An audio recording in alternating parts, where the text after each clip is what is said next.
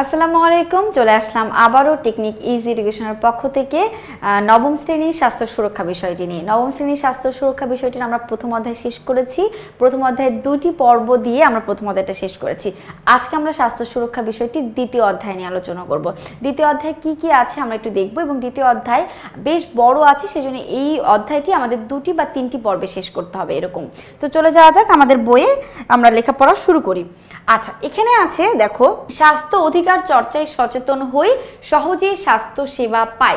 এখন স্বাস্থ্যের যে ব্যাপার, এই অধিকার চর্চায় আমরা কিভাবে আরো বেশি সচেতন হতে পারি এবং কিভাবে এর থেকে স্বাস্থ্য সেবা পেতে পারি, এই সকল বিষয় আমরা আজকের এই অধ্যায়টিতে জানবো। তো চলো শুরু করা যাক। কি আছে বন্ধুরা, কিভাবে আমরা আমাদের স্বাস্থ্য ভালো রাখতে পারি এবং বিভিন্ন ধরনের রোগ ব্যাধি থেকে মুক্ত থেকে সুন্দর জীবনযাপন করতে পারি তা শিখেছি। তারপরও আমরা জীবনের বিভিন্ন সময় অসুস্থ হয়ে যাই এবং স্বাস্থ্যসেবা নিতে চিকিৎসক বা স্বাস্থ্যসেবা কর্মীর শরণাপন্ন হই। স্বাস্থ্যসেবার বিভিন্ন পরিস্থিতি নিয়ে আমাদের এবারে শিখন অভিজ্ঞতা এবং এর বিভিন্ন কার্যক্রমের মধ্য দিয়ে আমরা হয়ে উঠব ক্ষুদে সমাজসেবা কর্মী। অর্থাৎ ক্ষুদে মানে বলতে হচ্ছে ছোটখাটো সমাজ সেবা কর্মী আমরা কিভাবে হয়ে উঠতে পারি, সেটাই মূলত হচ্ছে আমাদের এই অধ্যায়ের আলোচনা। আমরা শুরুতেই স্বাস্থ্যসেবা গ্রহণ করতে গিয়ে আমাদের নিজেদের, পরিবারের অথবা প্রতিবেশীদের যে অভিজ্ঞতা হয়েছে সেগুলোর তথ্য সংগ্রহ করে উপস্থাপন করব। এখানে আমরা সহপাঠীদের সঙ্গে কিভাবে স্বাস্থ্যসেবা নিতে গিয়ে কারা কেমন সুবিধা পেয়েছে, অসুবিধার সম্মুখীন হয়েছে, সুবিধা ও অসুবিধার ধরন, মিল ও অমিল সবার তথ্য থেকে তা বিশ্লেষণ করব, সেটি নিয়ে আলোচনা করার আমরা সুযোগ পাব। এরপর সকলে মিলে তথ্য সংগ্রহের মাধ্যমে স্বাস্থ্যসেবায় সেবা গ্রহণকারী ও প্রদানকারীর অধিকার বিষয়ে ধারণা লাভ করব। আচ্ছা, সেবা গ্রহণকারীটা কে এবং সেবা প্রদানকারীকে, এটাকে আমরা বুঝি। সেবা গ্রহণকারী হচ্ছে রোগী যে সেবা নিচ্ছে, আর সেবা প্রদানকারী হচ্ছে ডক্টর বা নার্স, এরকম কেউ যারা সেবা আমাদেরকে দান করছেন। তো এই জিনিসগুলো মাথায় রাখবো। আমাদের এই অধ্যায়টিতে মূলত আমরা জানবো সেবা গ্রহণকারী এবং সেবা প্রদানকারীর অধিকার বিষয়ে। কার কি অধিকার, তারা কিভাবে অধিকার প্রাপ্ত হতে পারে সে সম্পর্কে।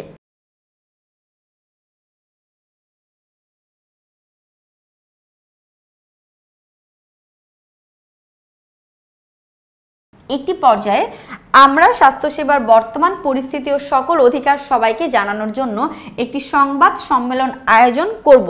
পরবর্তী সময়ে অধিকার রক্ষা ও দায়িত্ব পালনে একটি কর্মপরিকল্পনা তৈরি করে তা বাস্তবায়নের উদ্যোগ নেব। আর এভাবে আমরা ক্ষুদে সমাজসেবা কর্মী হওয়ার যোগ্যতা অর্জন করব।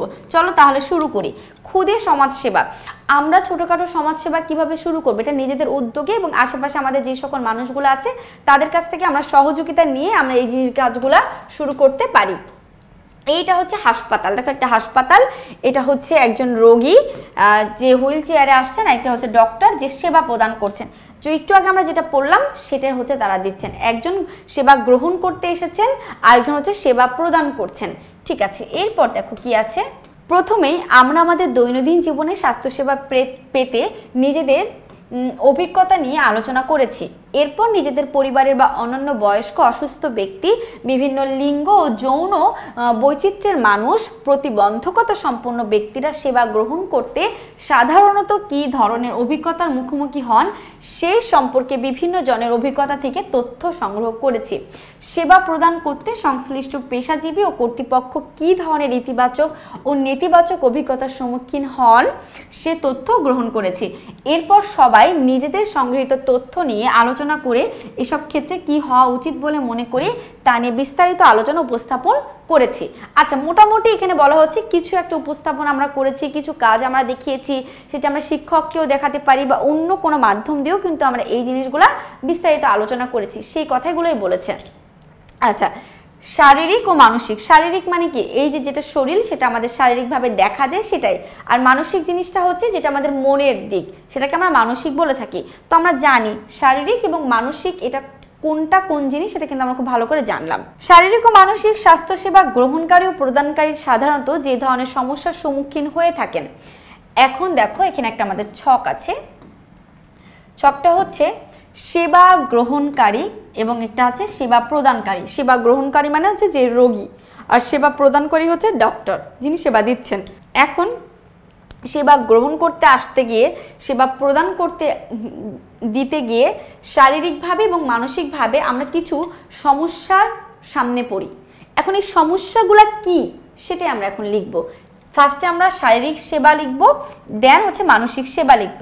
তো প্রথমে সেবা যারা গ্রহণ করতে আসে অর্থাৎ রোগী, তাদের শারীরিক এবং মানসিকটা আমরা দেখে নিই, এরপর আমরা সেবা প্রদানকারীটা দেখব। আচ্ছা, তো এই হচ্ছে আমাদের নোটে দেখো এই যে সেম ছক আমরা ওভাবে করে নিয়ে এসেছি, বইয়ে যেটা আছে সেই ছকটি নিয়ে এসেছি। এখানে দেখো শারীরিক স্বাস্থ্য সেবা প্রদানকারীর ক্ষেত্রে কি কি সমস্যার সম্মুখীন হচ্ছে। এক, অতিরিক্ত পরীক্ষা বা টেস্ট দেওয়া হয়, ফলে ব্যয় বাড়ে। কারেক্ট, এটা খুবই শুনতে বাজে লাগলেও আমি একটু বলি, সেটা হচ্ছে আমাদের ডক্টর বা হাসপাতালে তুমি যে চিকিৎসার জন্য গিয়েছো প্রচুর পরিমাণে টেস্ট দেওয়া হয় এবং টেস্টগুলো প্রচুর ব্যয়বহুল, যেটা একটা রোগীর পক্ষে বা কিছু কিছু মানুষের পক্ষে সেটা সম্ভব হয়ে ওঠে না, কারণ আমাদের প্রত্যেকের আর্থিক অবস্থা একই রকম না। তো এটা সেবা গ্রহণ করতে যারা আসে তাদের এই যে টেস্ট যে দিচ্ছে, এটা তারা প্রচুর পরিমাণে সমস্যার সম্মুখীন হচ্ছে। আচ্ছা, দ্বিতীয় কারণ, অনেক সময় হয়রানির শিকার হতে হয়।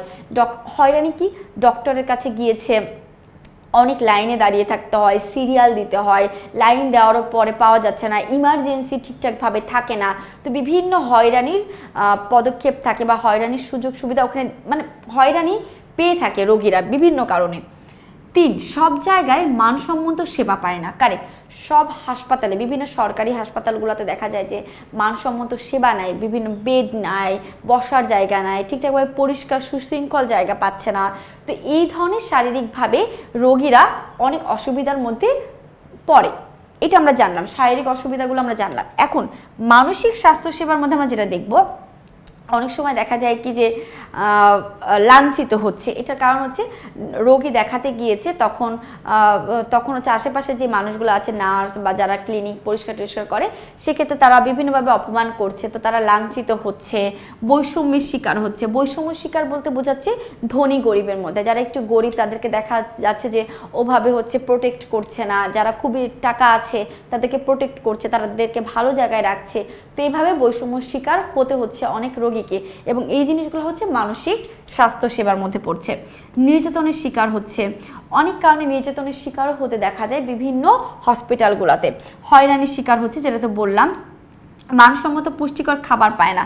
অনেক হাসপাতালে দেখা যায় যে মানসম্মত পুষ্টিকর খাবার দেওয়া হচ্ছে না, সেটা একটা রোগীর মানসিক সেবা গ্রহণের ক্ষেত্রেও খারাপভাবে পড়ে।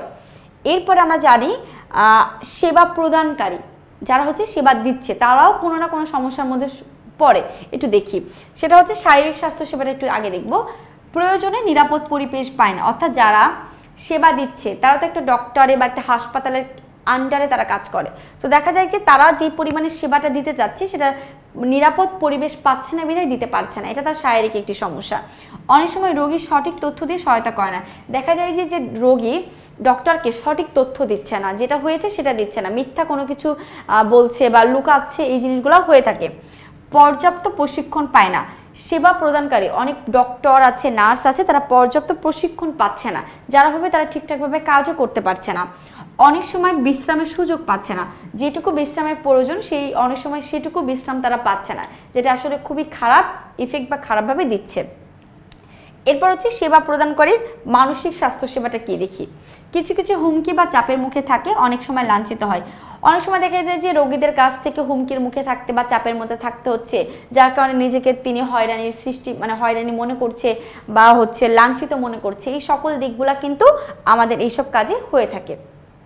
তো আমরা কিন্তু আমাদের বইয়ের এই যে ছকটা, পেজ নাম্বার একটু দেখে নিই, পেজ নাম্বার হচ্ছে 20 পৃষ্ঠার ছকটা কিন্তু আমরা পূরণ করলাম। আশা করি তোমরা বুঝতে পেরেছো এবং তোমাদের কোনো সমস্যা হয়নি কারোর। এরপর আমরা দেখবো এখানে কিছু লেখা আছে, লেখাটা আমরা একটু পড়ি।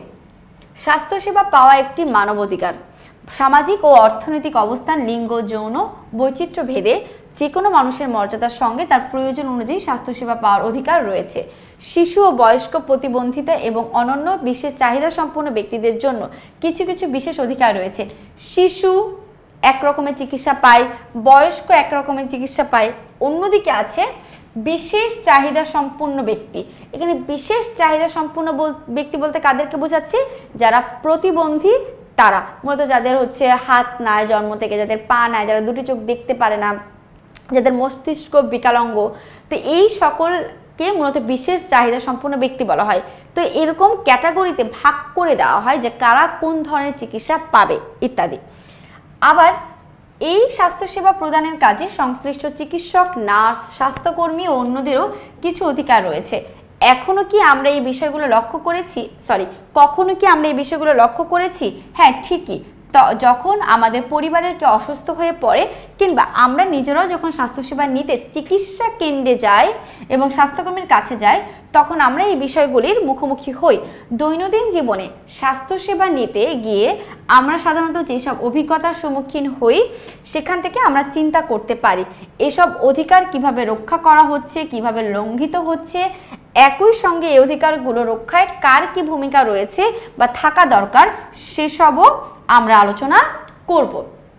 চলো, শিশু, বয়স্ক, চাহিদা সম্পন্ন ব্যক্তির কেমন অধিকার দরকার, কেমন স্বাস্থ্যসেবা দরকার, সেগুলো নিয়ে আমরা আলোচনা করব এবং সেগুলো সম্পর্কে আমরা দেখব। এটা হচ্ছে হাসপাতাল, দেখতে পাচ্ছি একজন রোগী শুয়ে আছেন, নার্স আছেন, ডক্টর আছেন, তারা প্রত্যেকে হাসি মুখে আছেন, অর্থাৎ তারা যথেষ্ট ভালোভাবে সেবা পেয়েছেন। এরপর দেখো, দলগত কাজের মাধ্যমে স্বাস্থ্যসেবা গ্রহণকারী ও প্রদানের সঙ্গে সম্পর্কিত ব্যক্তিদের অধিকার বিষয়ে জেনেছি। শিশু ও বয়স্ক, প্রতিবন্ধী ও অনন্য বিশেষ চাহিদা সম্পন্ন ব্যক্তি, লিঙ্গ ও যৌন বিচিত্রের মানুষদের জন্য বিশেষ কী ধরনের অধিকার রয়েছে তাও আমরা জেনেছি। এবার প্রতিটি দলের পক্ষ থেকে সংবাদ সম্মেলন করে এই তথ্যগুলো অন্যদেরকে জানানোর পালা। এখন আমরা সংবাদ সম্মেলন করে বাকি অন্যদেরকে এই ব্যাপারগুলোতে জানাবো এবং আরও বেশি সতর্ক করব। তবে তার আগে সংবাদ সম্মেলনের মাধ্যমে যে তথ্যগুলো জানতে চাই তা গুছিয়ে নিই। স্বাস্থ্য অধিকার নিয়ে স্বাস্থ্যসেবা গ্রহণকারী ও প্রদানকারীদের সঙ্গে কথা বললাম। অন্যান্য সূত্র থেকেও স্বাস্থ্যসেবা গ্রহণকারী ও প্রদানকারীদের অধিকার সম্পর্কে তথ্য সংগ্রহ করলাম। আমরা কি সবগুলো বিষয় সম্পর্কে আগে থেকেই জানতাম? এমন অনেকেই জানেন না, আর না জানার কারণে অনেকেই যেমন আমরা নিজেদের স্বাস্থ্য অধিকার ভোগ করতে পারি না, আবার মনের অজান্তে এমন অনেক আচরণ করি যাতে অন্যের স্বাস্থ্য অধিকার লঙ্ঘিত হয়। তাহলে এমন পরিস্থিতিতে কি করতে চাই আমরা যখন সেবা গ্রহণকারী ও প্রদানকারীদের কাছ থেকে তাদের অভিজ্ঞতা শুনেছি, তখন সবার কাছ থেকে অসুবিধার কথাগুলোও শুনেছি। এই অসুবিধাগুলো দূর করতে স্বাস্থ্য অধিকার সম্পর্কে সবার সচেতনতা কিন্তু অনেক গুরুত্বপূর্ণ ভূমিকা রাখতে পারে।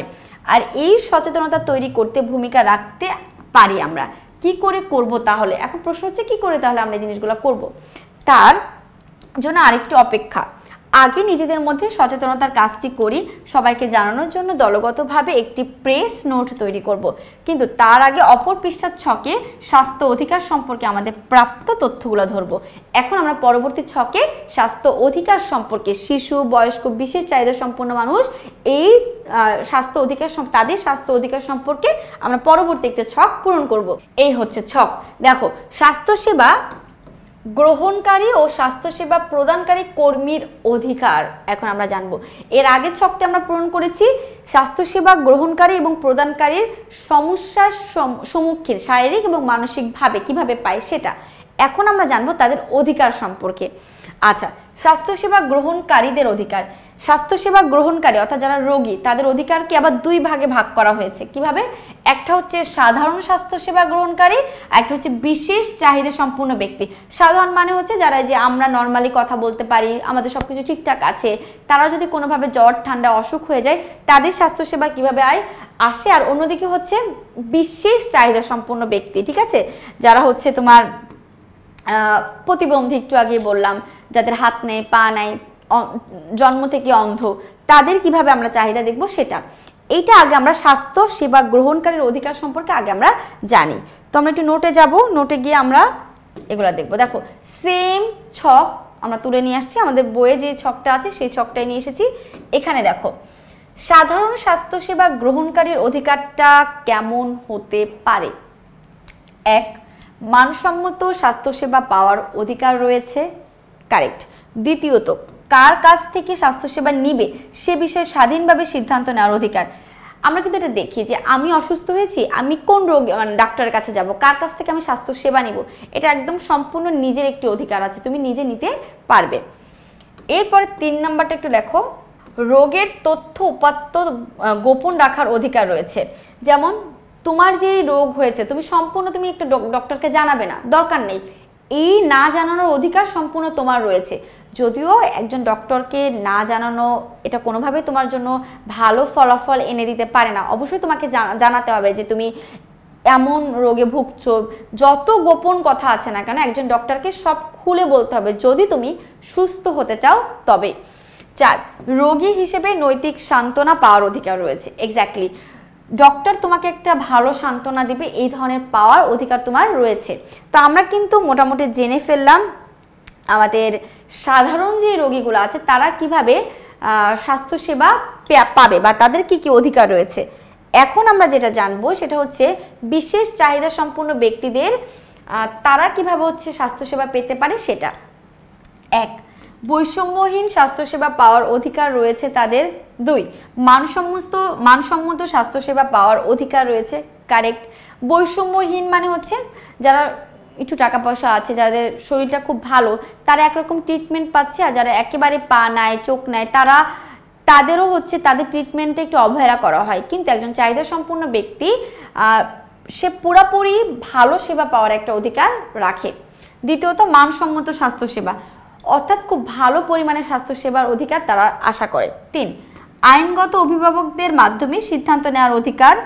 আইনগত অভিভাবকদের মাধ্যমে, যেমন বিশেষ চাহিদা সম্পন্ন ব্যক্তি অভিভাবক কোনো না কোনোভাবে আইনের সঙ্গে যুক্ত আছেন, সে আইনগত অভিভাবকের কাছ থেকে তিনি যথাসম্ভব তার সিদ্ধান্ত বা আইন পাওয়ার অধিকার রয়েছে তার মাধ্যমে, বা সিদ্ধান্ত পাওয়ার অধিকার সে আশা করে।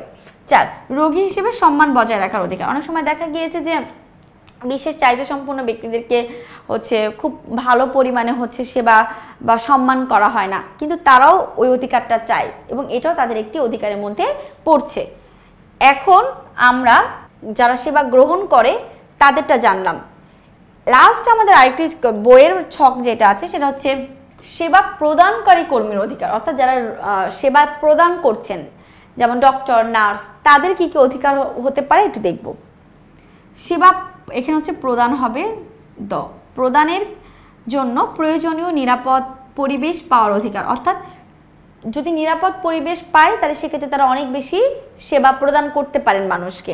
2, পর্যাপ্ত প্রশিক্ষণ পাওয়ার অধিকার তাদের রয়েছে। পর্যাপ্ত প্রশিক্ষণ না থাকলে মূলত জিনিসগুলো সুন্দর এবং ভালো হয় না।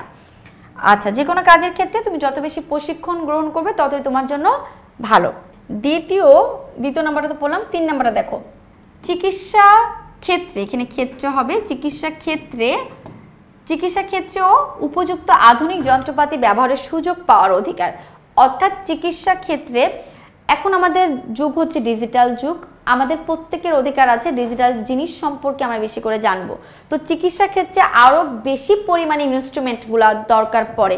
তো একজন ডক্টর যে যখন সেবা প্রদান করছেন তখন সে এটা অধিকার রাখতে পারে যে চিকিৎসা ক্ষেত্রে উপযুক্ত আধুনিক যন্ত্রপাতি ব্যবহারের সুযোগ পাওয়ার অধিকার তার রয়েছে। এরপরে আমরা যাব 4, নিয়মিত বিশ্রামের সুযোগ পাওয়ার অধিকার রয়েছে। কারেক্ট। একটা ডক্টর সারাক্ষণ যদি সে রোগী দেখতে থাকে তাহলে সে অসুস্থ হয়ে যাবে। তো মোটামুটি তাকেও একটা রোগী দেখার পরে কিছুটা বিশ্রাম নেওয়ার সুযোগ তাকে দেওয়া উচিত, এবং এই অধিকারটা একজন ডক্টর বা একজন সেবা প্রদানকারী কর্মী চাইতেই পারে। 5, কোনো প্রকার ভয়, হুমকি ও চাপ ব্যতীত চিকিৎসা সেবা প্রদানের অধিকার। ডক্টররা বিভিন্নভাবে হুমকির মুখে থাকে, ভয় পায়, অনেকে চাপ প্রদান করে তাকে। তো এই চাপ বা হুমকি যে কেউ তাকে দিবে না এই ধরনের অধিকারও সে রাখে। তো এটাই হচ্ছে আসল কারণ। আশা করি তোমরা বুঝতে পেরেছো। এই যে আমরা শুরু থেকে আলোচনা করলাম আমাদের স্বাস্থ্যসেবা গ্রহণকারীদের অধিকার এবং স্বাস্থ্যসেবা প্রদানকারীদের অধিকার, আশা করি তোমরা বুঝতে পেরেছো এবং তোমাদের ভালো লেগেছে। তো আমরা কিন্তু আমাদের 20 পৃষ্ঠার যে ছকটা ছিল সেটাও পূরণ করেছি। এটা হচ্ছে 22 পৃষ্ঠা। আমরা 20 এবং 22 পৃষ্ঠার 2টা ছক পূরণ করেছি। এখন পরবর্তীতে দেখো আমাদের অনেক কিছু আছে, সংবাদ সম্মেলন, স্বাস্থ্যসেবা অধিকার। এই জিনিসগুলো আসলে আমরা আজকের ক্লাসে আলোচনা করব না, এই জিনিসগুলো আমরা আলোচনা করব আগামী পর্বে। তো আমার মনে হয় তোমরা খুব ভালো করে বুঝতে পেরেছো এবং ভালো লেগেছে। আশা করছি দ্বিতীয় অধ্যায়ের বাকি অংশটুকু খুব দ্রুতই নিয়ে হাজির হব। তো তোমরা সে পর্যন্ত ভালো থেকো, সুস্থ থেকো, টেকনিক ইজি এডুকেশনের সঙ্গে থেকো। আজকে পর্যন্তই, আল্লাহ হাফেজ।